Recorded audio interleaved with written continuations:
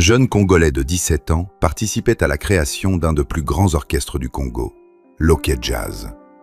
Il s'appelait François Luambo Makiadi. Voici son histoire. Ce jeune garçon, qui est né le 6 juillet 1938 à Sonabata, dans la province du Congo central, d'un père diacre Tetela, Yvon Emungu Luambo, et d'une mère née Congo, Hélène Mbonga, va marquer de son empreinte indélébile l'histoire de la musique congolaise, jusqu'à devenir le chef de file d'une école de musique, l'Oké Jazz. Vous savez, quand j'étais jeune, à l'âge de... parce que j'ai commencé la musique en 1949. Bon, en 1949, j'étais en Congembo, j'écoutais pas mal des orchestres de la place. Entre autres, c'est Wendo, Bouané, le Feu Kabasele. Et puis après, moi-même, je me suis foncé aussi dans le métier. C'est pas facile. C'est pas facile. J'ai bossé pas mal. Et j'étais parfois j'étais découragé. J'ai découragé parfois. Mais que voulez-vous, quand je rentre chez moi, je dors, je me réveille, je dis bon, écoute, je dois quand même faire quelque chose. Il a 10 ans lorsque son père décède à Kinshasa en 1948, en le laissant lui, son jeune frère Bavon Marie-Marie, qui va connaître une fin tragique dans un accident de circulation, sa petite sœur Marie-Louise Akangahana et leur mère, Hélène Mbonga. La famille de leur défunt père décide de récupérer la maison familiale, située sur l'avenue Guémena dans la commune de Kassavubu, avec objectif de libérer la jeune veuve pour qu'elle refasse sa vie. Les deux oncles paternels, les frères du papa de Luambo, Bavon Siongo et Hubert Otenga, tous deux anciens militaires de la force publique et qui ont combattu pendant la Seconde Guerre mondiale, récupèrent le jeune François et l'inscrivent à l'école Saint-Georges de Kitambo, chez les frères des écoles chrétiennes. Il aura comme camarade de classe le futur général Matumbu, directeur politique des forces armées zaïroises, et Charles Bofossa, le gouverneur de la Banque centrale du Congo de 1977 à 1979.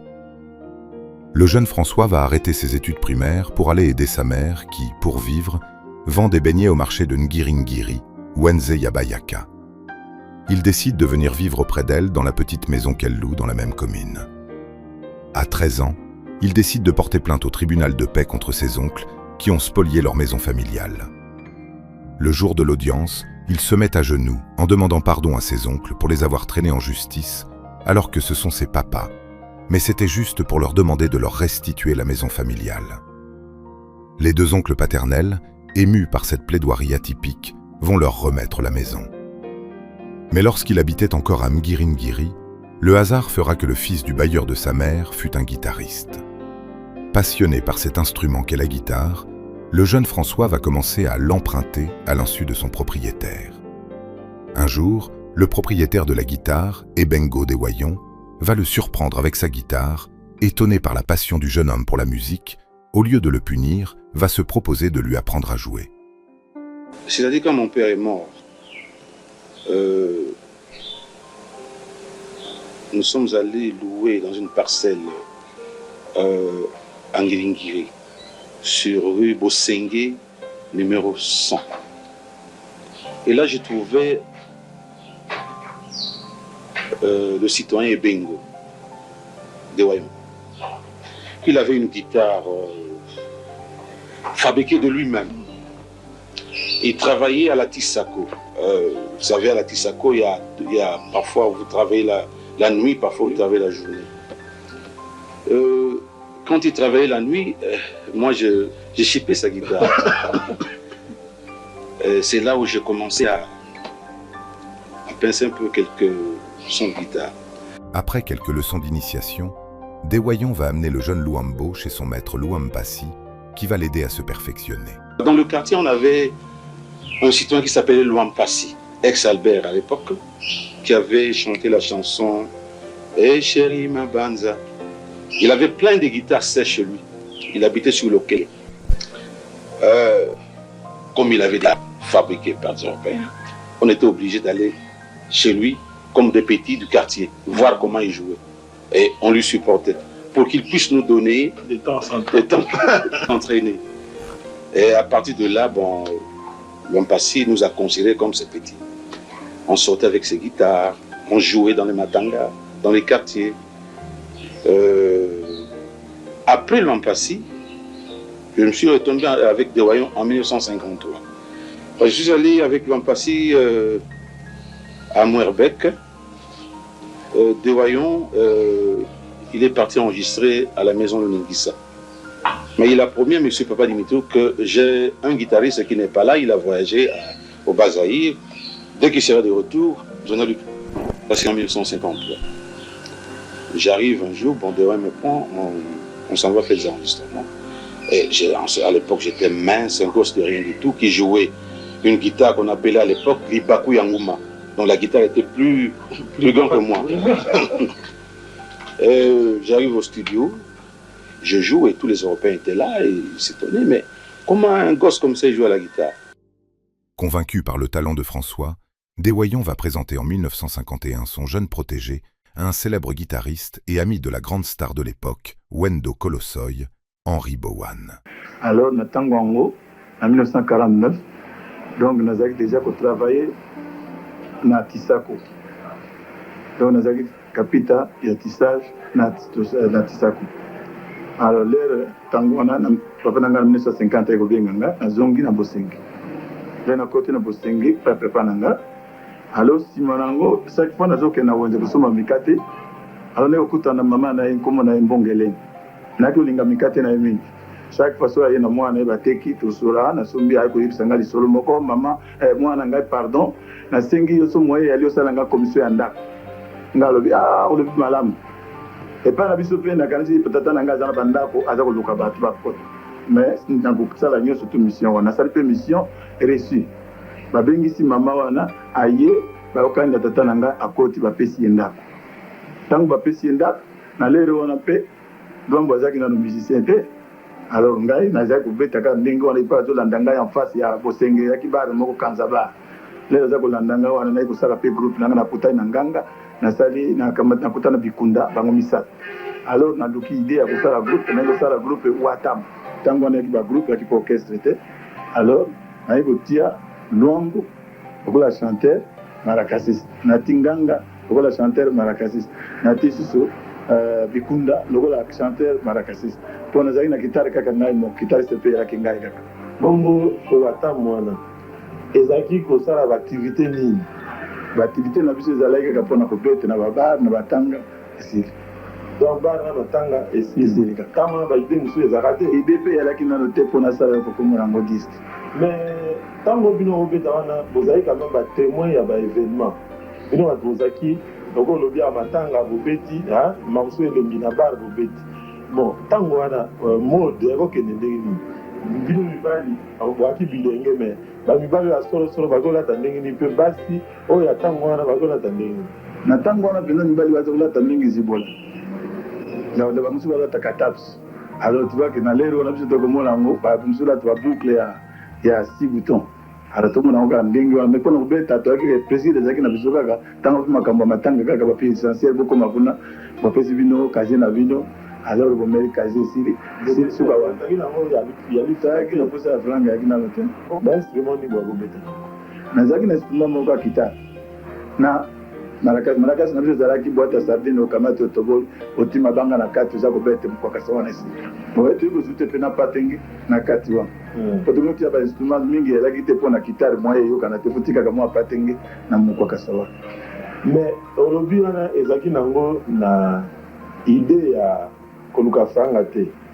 Mais nsima nango na yo lokola ke bokendeki na enregistrement bokomaki mpe na studio eutaki ndenge nini ekokoma na studio?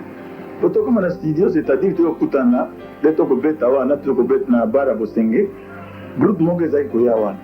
Groupe yango esalaka lokola concurrence na groupe nanga Watanga. Groupe yango ezalaki ya tata Lwampasi Albert. Donc ngai nazalaki na groupe Watanga.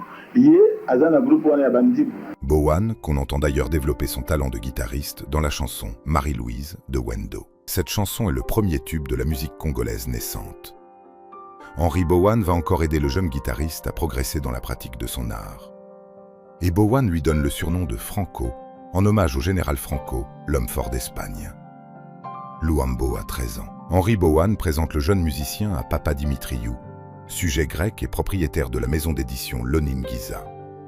Vu son jeune âge, le jeune Franco demande à Papa Dimitriou de l'employer comme balayeur et garçon de course, tout en accompagnant à la guitare de temps en temps le petit orchestre Lopadi, qui signifie l'Oningiza de Papa Dimitriou, dans lequel évoluent des musiciens confirmés tels que Langdo Rossignol, Edo Nganga, Bossouma des Soins.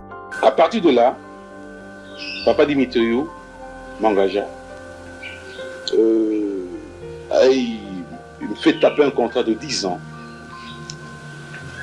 J'ai commencé à travailler chez Papa Dimitriou comme musicien au studio. Bon, à l'Oningiza, il y avait plein de musiciens. Bon, Bowané a vu de moi quelqu'un qui pouvait... Bowané m'a chippé chez Doyon.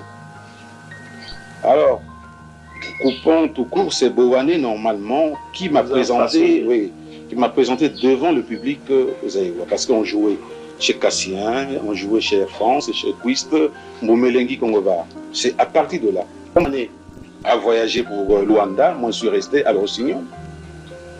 Et au retour de Bowané, nous aussi on avait demandé notre indépendance à Bowané. On dit, écoute, maintenant on peut filer nous-mêmes. Bon, après, on était tous à l'Oningiza, on travaillait ensemble. Bowané a quitté Papa Dimitriou pour aller à la maison Essengo. C'est là où je chipa tous les musiciens qui étaient chez Papa Dimitriou pour aller former Rokamambo. Mon copain, moi, c'était Rossignol. Rossignol m'a dit de partir à Essengo. Moi, j'ai dit non, moi, je ne peux pas partir parce que je vois qu'ici, je suis bien. Ils sont allés monter le Rokamambo. Moi, je suis resté à l'Oningiza. Donc, au concours, vous voyez, c'est Bowané, en somme, qui m'a façonné et qui m'a mis dans le rail. En 1956, Oscar Kachama, alias Cassien, propriétaire du bar Hockey Bar, décide de créer un orchestre avec les éléments du groupe l'Oningiza. Parmi les fondateurs, on trouve les originaires du Congo Léopoldville, Vicky Longomba, Bossouma de Soins et Franco Luambo, et les originaires du Congo-Brazzaville, Jean-Serge Jesus et Nino Malapé, deux grands saxophonistes. Ils décident le 6 juin 1956 d'appeler cet orchestre Hockey Jazz, pour Orchestre Quinois de Jazz, par opposition au premier et grand orchestre congolais de l'époque, African Jazz, de Joseph Kabazele, dit Grand Calais. Le jeune François Luambo Makiadi, dit Franco, vient de participer à 17 ans à la création d'un des plus grands orchestres du Congo, l'Hockey Jazz, et dont il finira par devenir le patron incontesté après quelques années, grâce à son talent de guitariste, de chanteur, de compositeur et de leader. Mon copain, moi, c'était Rossignol. Rossignol m'a dit de partir à Essengo. Moi, j'ai dit non, moi, je ne peux pas partir parce que je vois qu'ici, je suis bien. Ils sont allés monter le Rokamambo. Moi, je suis resté à l'Oningiza. Donc, au concours, vous voyez, c'est Bowané, en somme, qui m'a façonné et qui m'a mis dans le rail. Alors que la légende raconte plutôt que Ebengo. Non, Ebengo, j'ai commencé avec lui. Oui. Ebengo a fabriqué une guitare à lui, que je chipais, je jouais. Bon, je suis allé avec Ebengo chez Luampassi. C'est-à-dire, quand nous sommes allés chez Luampassi, le professeur n'était pas Ebengo en ce moment-là, c'était Luampassi. Alors, nous tous, on apprenait ce que Luampassi jouait. Après Luampassi, parce que Luampassi, lui, il était chez Jérémie Ngoma. Bon, après nous sommes allés à l'Oningiza. Cet orchestre va régner sur la scène musicale congolaise et africaine pendant plus de 40 ans.